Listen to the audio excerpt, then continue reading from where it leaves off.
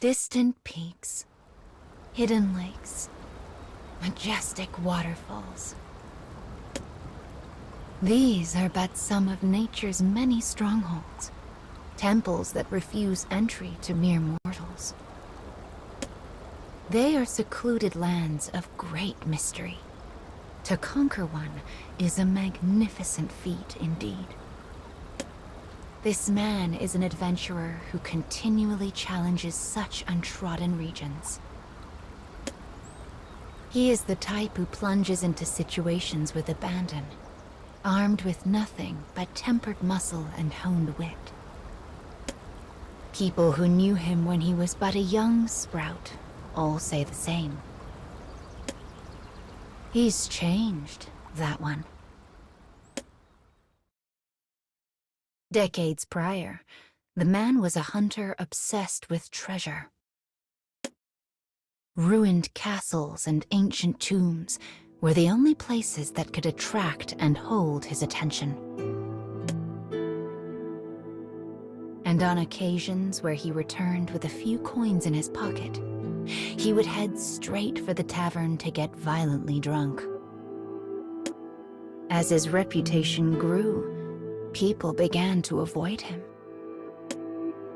But he paid no mind what others thought, instead setting off in search of his next fortune.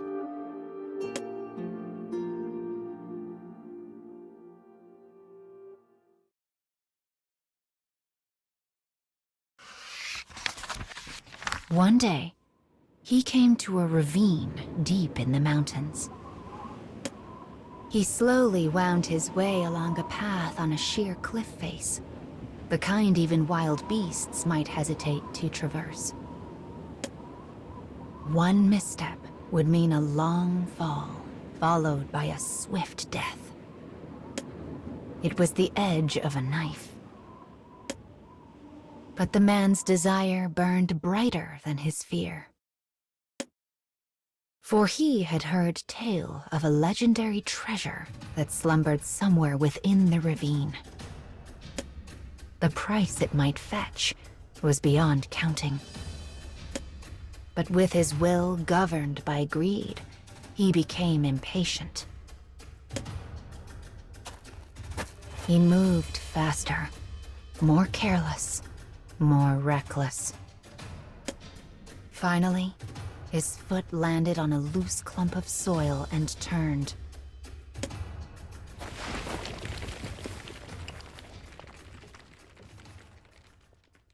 He plunged into the ravine below without a sound.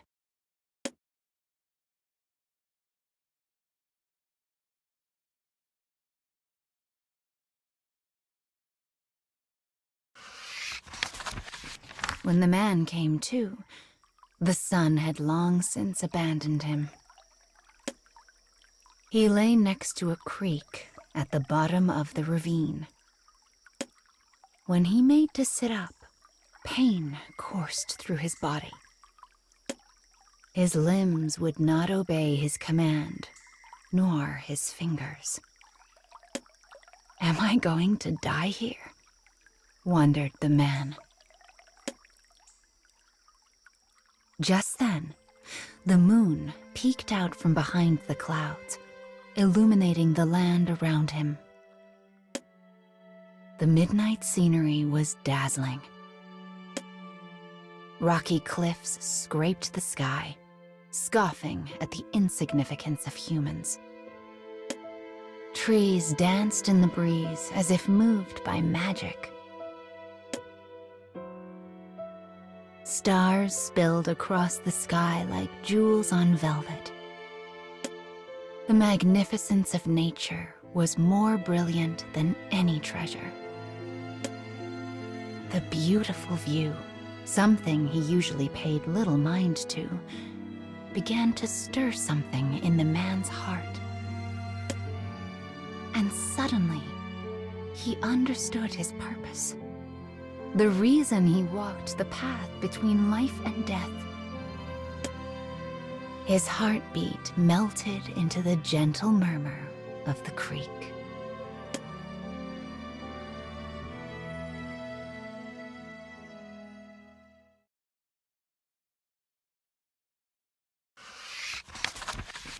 I still have things I need to do.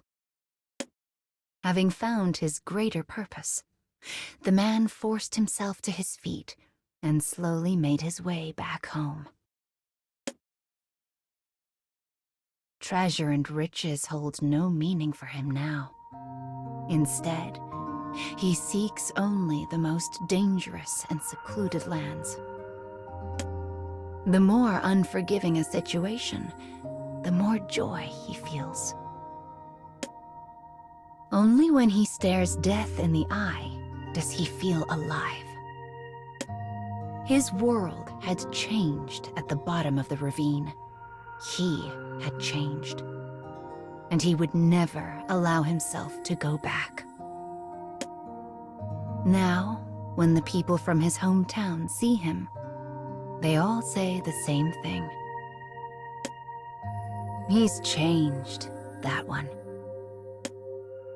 It's almost like nature has possessed him. Once again, the man sets off in search of new, unexplored lands. As he presses across a vast wilderness, his eyes glitter like a child's. For what he seeks can only be found on the edge of a knife.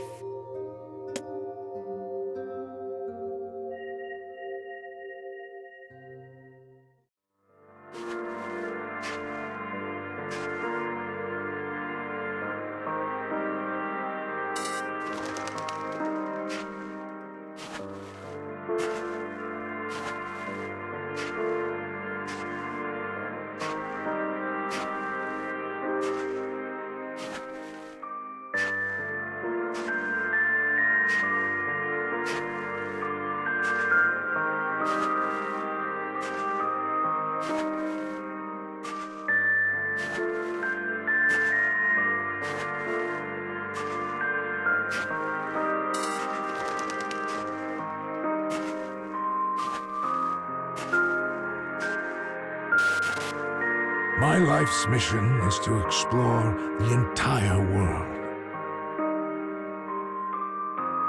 For only great hardships can make me feel alive. Everything besides adventuring is merely a footnote.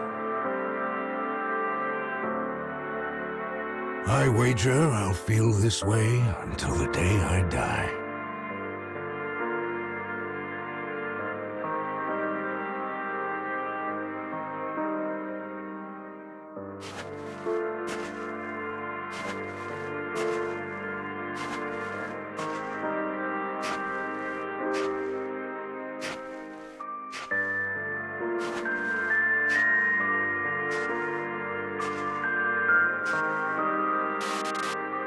I've faced the challenge of many unexplored regions in my life.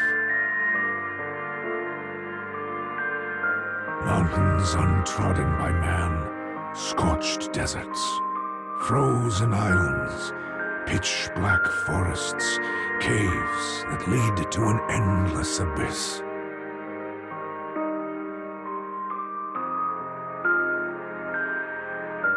So many adventures, I can't even remember them all.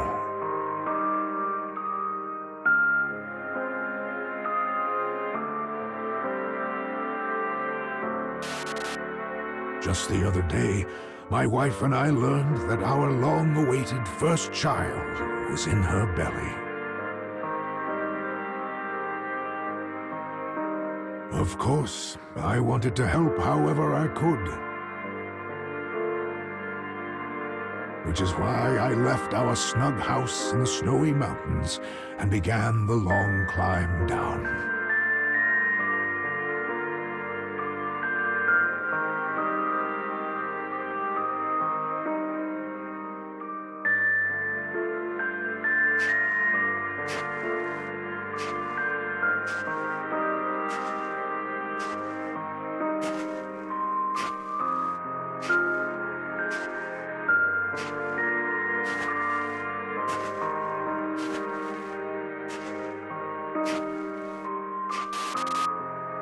destination is a small nearby town.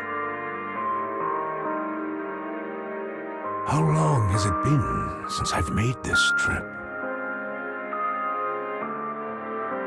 My wife is usually the one who does the shopping. In any case, I don't mind doing what I must to help out during this time.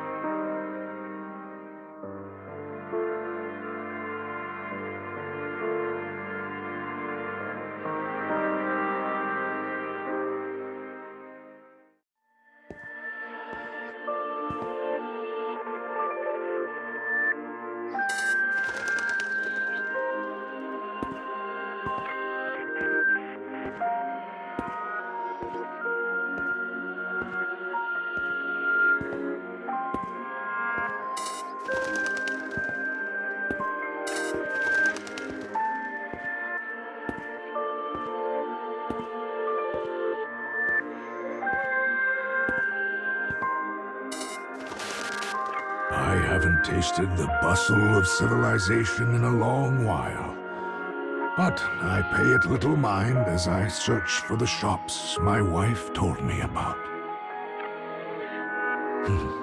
It's funny how quickly I get turned around in the streets. If only I was navigating a mountain path instead.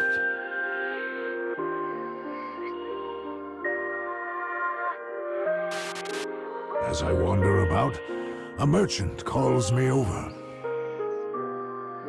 He recognizes me as a renowned adventurer and says he has items he wants me to look at. He has a keen eye, this shopkeeper.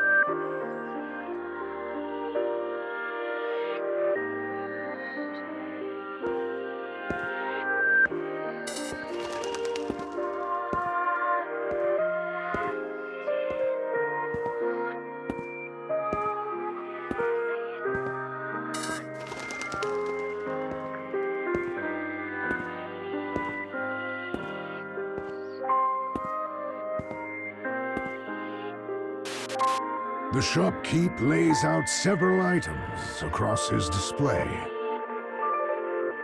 Flint to create bonfires, a talisman that wards off illness, and ice that never melts, even under the hottest of suns.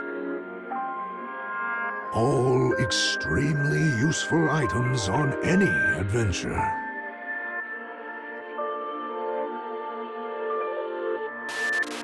He claims these items are all in high demand, so I buy them on the spot. Lady Luck is really smiling on me today.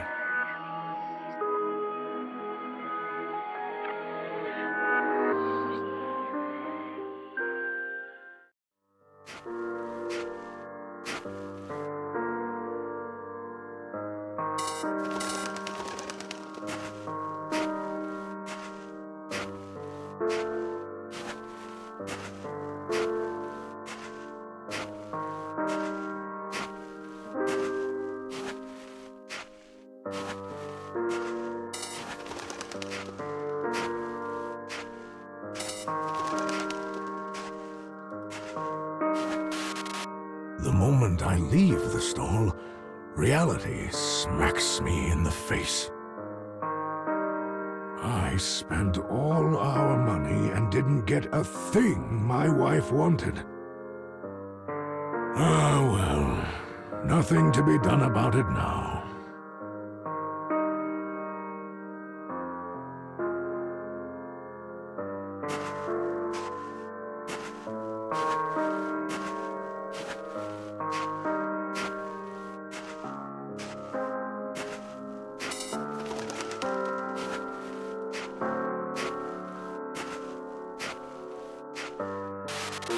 So I sell my coat and use the money to buy what I came for.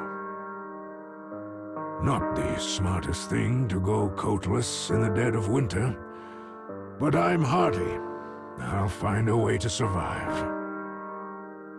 Mine is a body forged in the fires of countless journeys.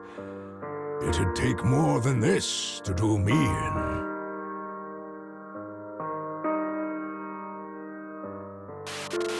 As I make my way back up the mountain, a blizzard suddenly comes upon me. I'm cold, really cold, but I spy a nearby rocky shelter and decide to hunker down.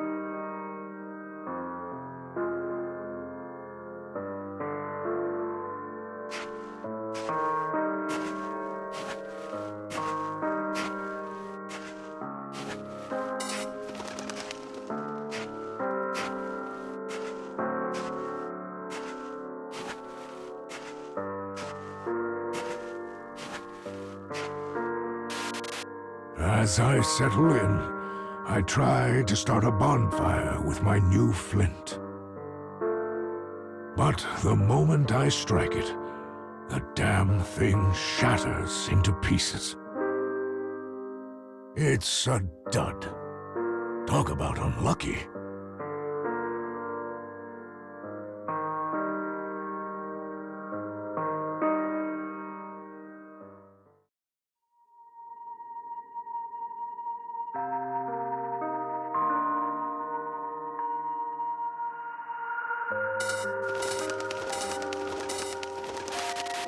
Somehow, I managed to make it home through the wind and snow. When my wife sees me, she demands to know why I was wandering around without my coat on. So I tell her the whole crazy story. Still, I'm pretty excited about my 2 remaining treasures.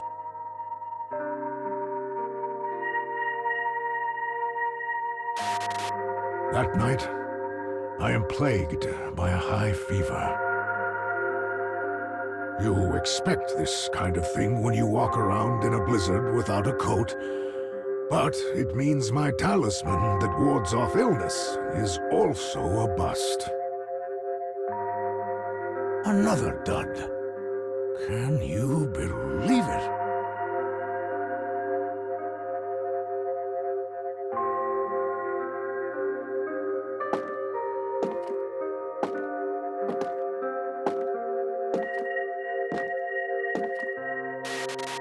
Trying to kill the fever dead, I put my never-melt ice in a sack and set it on my forehead. I bet you can guess how this goes.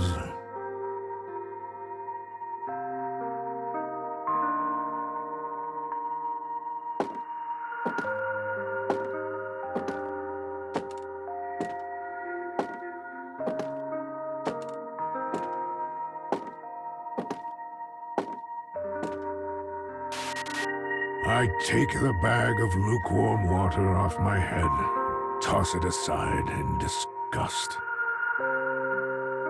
That damn shopkeep took me for all I had. Still, it's not all a loss. I live on a snowy mountain. So, if it's ice I need, I just have to walk outside.